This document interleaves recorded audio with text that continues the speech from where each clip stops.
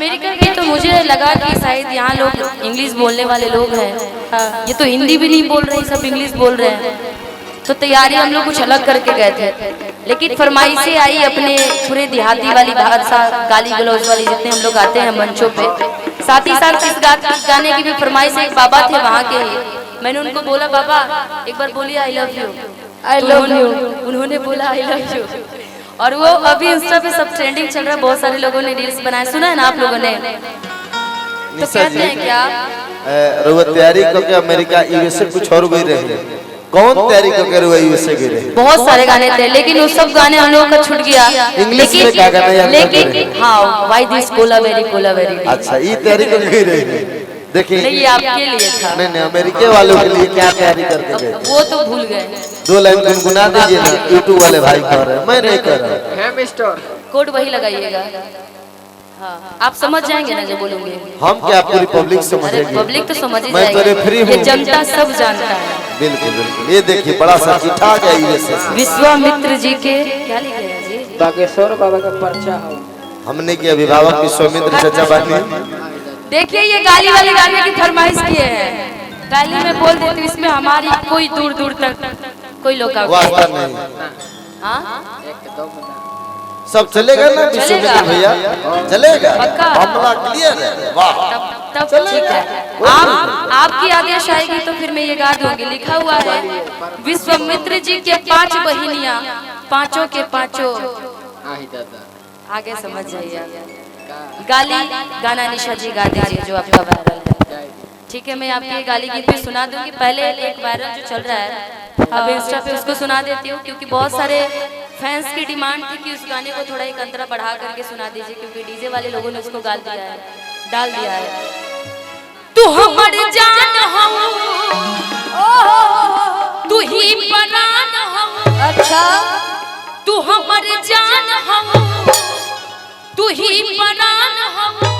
कहाँ तक काट के हम दे दी करे जाके,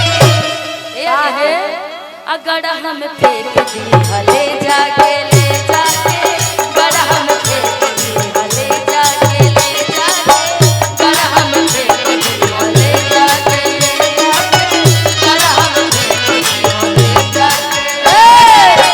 तू हमर जान हो, तू ही परान हो, तू हमर जान हो, तू ही परान हो। कहाँ तक काट के हम दे दी करे जाके।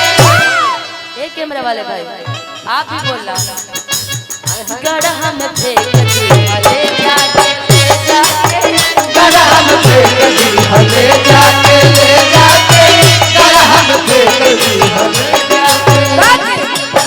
तू हमर जान हो, तू ही परान हो, तू हमर जान हो, तू ही परान हो। कोट के हम नहीं करे जाके। कि कहाँ तक काट के हम दे दी करे जाके, गड़ा हम फेंक दी हले जाके, गड़ा हम फेंक दी हले जाके, ले जाके गड़ा हम फेंक दी हले जाके, ले जाके। हो दर्द दिल के बढ़ा के गए,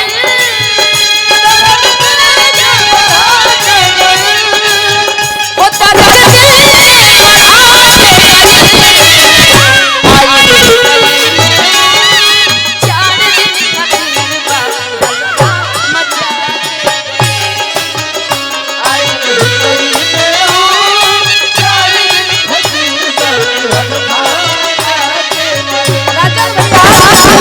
मीठा दर्द दिल के बढ़ा गए, बाकी खास नागेंद्र चाचा जी हम ही बात करना।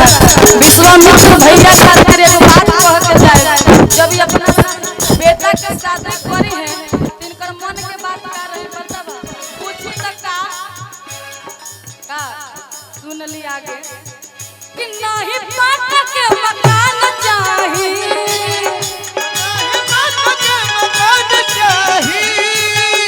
ना दहेज में सामान चाहिए, सुना समधी महान बटी है यार मानस।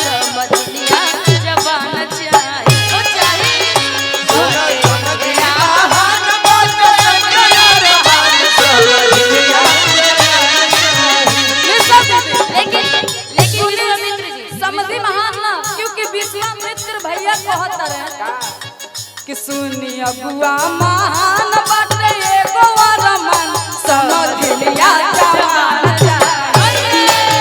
अगुआ महान बाटे एगो रमन समझ लिया जवान चाहिए।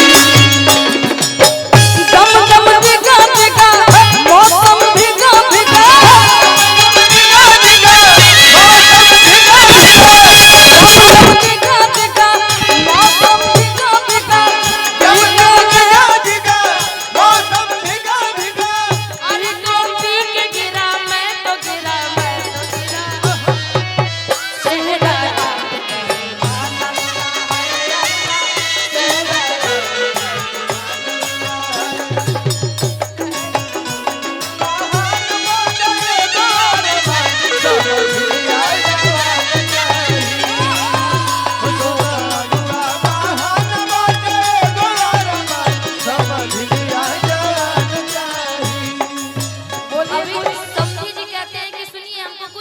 आगे भी यदि आपको लगता है कि आगे की और भी डिमांड होगी हमारी, तो ऐसी कोई डिमांड नहीं है।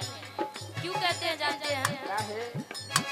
चाहे ना दहेज में कूलर व टीवी, बेटा ला चाहे हमके पढ़ल लिखल बीबी, हमके पढ़ल लिखल बीबी, बेटा ला चाहे हमके पढ़ल लिखल बीबी।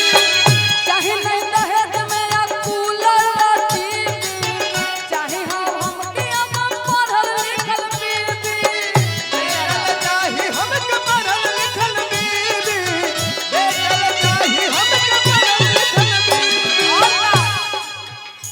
नहीं गुण गुणवान चाहे, नहीं धन धनवान चाहे, सुना बुआ महान बटई है अरमान समझ लिया जवान चाहे। सुना बुआ महान बटई है अरमान समझ लिया जवान चाहे।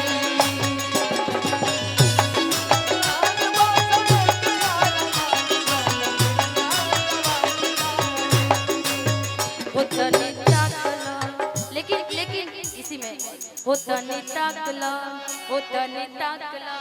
कितनी ताकला देवलिया पका लिखल बा तनी ताकला देवलिया पका लिखल बा तनी ताकला देवलिया पका लिखल बा तनी ताकला देवलिया पका लिखल बा तनी ताकला। एतवार लिखल बा, अच्छा सोमवार लिखल बा, और जो भी लिख करके आया था विश्वामित्र जी के लिए मैं बोल देती हूँ, वैसे भी आपने फरमाइश है कि बोल दीजिए। एतवार लिखल बा, सोमवार लिखल